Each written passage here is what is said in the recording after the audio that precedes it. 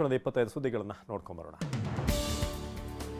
ವಾಲ್ಮೀಕಿ ನಿಗಮ ಮುಡಾದಲ್ಲಿ ಅಕ್ರಮ ಆರೋಪ ಪ್ರಕರಣಕ್ಕೆ ಸಂಬಂಧಪಟ್ಟ ಹಾಗೆ ಬಿಜೆಪಿ ನಾಯಕರು ಭೀತಿಗಿಳಿದಿದ್ದಾರೆ. ಬಿಜೆಪಿ ರಾಜ್ಯಾಧ್ಯಕ್ಷ ಬಿವೈ ವಿಜಯೇಂದ್ರ, ವಿಪಕ್ಷ ನಾಯಕ ಆರ್ ಅಶೋಕ್ ನೇತೃತ್ವದಲ್ಲಿ ಬೃಹತ್ ಪ್ರತಿಭಟನೆ ನಡೆಯಿತು.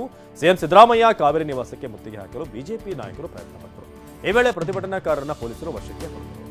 ಸಿಎಂ ಹೆಂಡತಿ ಯಾಕೆ ಅಕ್ರಮ ಮಾಡ್ತಾರೆ ಅಂತ ಡಿಸಿಎಂ ಡಿಕೆ ಪ್ರಶ್ನೆ ಮಾಡಿದ್ದಾರೆ. ರಾಮನಗರದಲ್ಲಿ ಮಾತನಾಡಿದ ಅವರು, ಸಿದ್ದರಾಮಯ್ಯನವರ ಪತ್ನಿಯವರ ಆಸ್ತಿ ಏನಿದೆ ಮುಡಾಸ್ ಭೂಸ್ವಾಧೀನ ಮಾಡ್ಕೊಂಡಿತ್ತು, ಅದಕ್ಕೆ ಪರ್ಯಾಯ ಜಾಗ ಕೊಡಬೇಕಾಗಿತ್ತು, ಹಾಗಾಗಿ ಅವರಿಗೆ ಸೈಟ್ ಕೊಟ್ಟಿರ್ತಾರೆ ಅಂತ ಹೇಳಿದರು.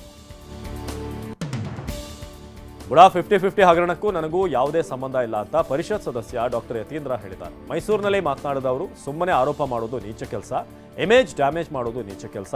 ವಿಶ್ವನಾಥ್ ಅವರಿಗೆ ಯಾವ ದಾಖಲೆ ಬೇಕು ತೆಗೆದುಕೊಳ್ಳಿ, ರಾಜಕೀಯ ದುರುದ್ದೇಶದಿಂದ ನನ್ನ ಹೆಸರು ತರ್ತಿದ್ದಾರೆ ಅಂತ ಯತೀಂದ್ರ ಹೇಳಿದರು.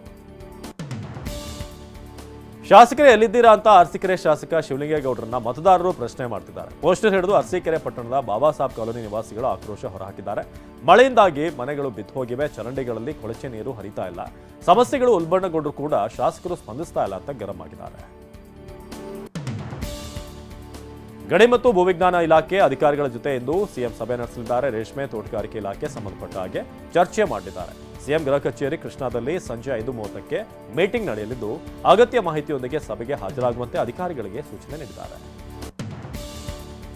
ರಾಜ್ಯದ 25 ಐಪಿಎಸ್ ಅಧಿಕಾರಿಗಳ ವರ್ಗಾವಣೆ ಮಾಡಿ ಸರ್ಕಾರ ಆದೇಶ ಹೊರಡಿಸಿದೆ. ಬೆಂಗಳೂರು, ಹುಬ್ಬಳ್ಳಿ, ಧಾರವಾಡ, ದಾವಣಗೆರೆ, ಮೈಸೂರು, ಉತ್ತರ ಕನ್ನಡ, ದಕ್ಷಿಣ ಕನ್ನಡ, ಬೀದರ್, ಮಂಡ್ಯ, ಬಳ್ಳಾರಿ, ಚಾಮರಾಜನಗರ, ಕೋಲಾರ, ಚಿಕ್ಕಬಳ್ಳಾಪುರ ಜಿಲ್ಲೆಗಳ ಐಪಿಎಸ್ ಅಧಿಕಾರಿಗಳನ್ನು ವರ್ಗಾಯಿಸಿ ಸರ್ಕಾರ ಆದೇಶ ನೀಡಿದೆ.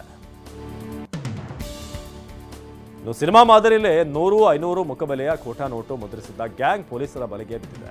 1 ಲಕ್ಷ ಹಣ ನೀಡಿದ್ರೆ 5 ಲಕ್ಷ ಖೋಟಾ ನೋಟು ಚಲಾಯಿಸುತ್ತಿದ್ದಂಥ ಗ್ಯಾಂಗ್ 6 ಜನರನ್ನ ಗೋಕಾಕ್ ಪೊಲೀಸರು ಅರೆಸ್ಟ್ ಮಾಡಿದ್ದಾರೆ. ಬಂಧಿತರಿಂದ ಅಪಾರ ಪ್ರಮಾಣದ ಖೋಟಾ note, printer, printing paper, machine, screening board, paint, 6 mobile ಜಪ್ತಿ ಮಾಡಲಾಗಿದೆ. ಕೊಪ್ಪಳ ಜಿಲ್ಲೆ ಅಂಜನಾದ್ರಿ ಬೆಟ್ಟದ ಆಂಜನೇಯ ದೇಗುಲದ ಹುಂಡಿಯಲ್ಲಿ ಅಪಾರ ಹಣ ಸಂಗ್ರಹವಾಗಿದೆ. 42 ದಿನದಲ್ಲಿ ವಿದೇಶಿ ಹಣ ಸೇರಿ 32.95 ಲಕ್ಷ ರೂಪಾಯಿ ಸಂಗ್ರಹವಾಗಿದೆ. ದಕ್ಷಿಣ Africa, America, Saudi Arabia, Thailand, ಹಾಗೆಯೇ ಇಟಲಿ, ಓಮನ್, ಬ್ರಿಟನ್, ನೇಪಾಳದ ಭಕ್ತರು ಕೂಡ ಕಾಣಿಕೆ ನೀಡಿದ್ದಾರೆ. ಅಬಕಾರಿ ನೀತಿ ಹಗರಣ ಸಂಬಂಧ ಸಿಬಿಐ ಬಂಧನವನ್ನ ಪ್ರಶ್ನೆ ಮಾಡಿ ದೆಹಲಿ ಸಿಎಂ ಅರವಿಂದ್ ಕೇಜ್ರಿವಾಲ್ ಸುಪ್ರೀಂ ಕೋರ್ಟ್ಗೆ ಅರ್ಜಿ ಸಲ್ಲಿಸಿದ್ದಾರೆ. ಈ ಬಗ್ಗೆ ನಿನ್ನೆ ವಿಚಾರಣೆ ನಡೆದಿದ್ದು, ಸಿಬಿಐಗೆ ನೋಟಿಸ್ ಜಾರಿ ಮಾಡಲಾಗಿದೆ. ನ್ಯಾಯಮೂರ್ತಿ ನೀನಾ ಬನ್ಸಲ್ ಕೃಷ್ಣ ಅವರಿದ್ದ ಪೀಠ ಸಿಬಿಐಗೆ ನೋಟಿಸ್ ಜಾರಿ ಮಾಡಿದ್ದು 7 ದಿನಗಳ ಒಳಗೆ ಉತ್ತರ ನೀಡುವಂತೆ ಸೂಚನೆ ಕೊಟ್ಟಿದೆ. ಆರ್ಸಿಬಿಗೆ ಕ್ಯಾಪ್ಟನ್ ಆಗಿ ಮತ್ತೊಮ್ಮೆ ಕಿಂಗ್ ಕೊಹ್ಲಿ ಅವರನ್ನ ನೇಮಿಸುವುದಕ್ಕೆ ಆರ್ಸಿಬಿ ಫ್ರಾಂಚೈಸಿ ಶತಪ್ರಯತ್ನ ಮಾಡ್ತಿದೆ ಎನ್ನಲಾಗಿದೆ. ಮಂಗಳವಾರ ದಿನೇಶ್ ಕಾರ್ತಿಕ್ನ ಬ್ಯಾಟಿಂಗ್ ಕೋಚ್ ಹಾಗೂ ಟೀಮ್ ಮೆಂಟರ್ ಆಗಿ ಆರ್ಸಿಬಿ ಘೋಷಣೆ ಮಾಡಿತ್ತು.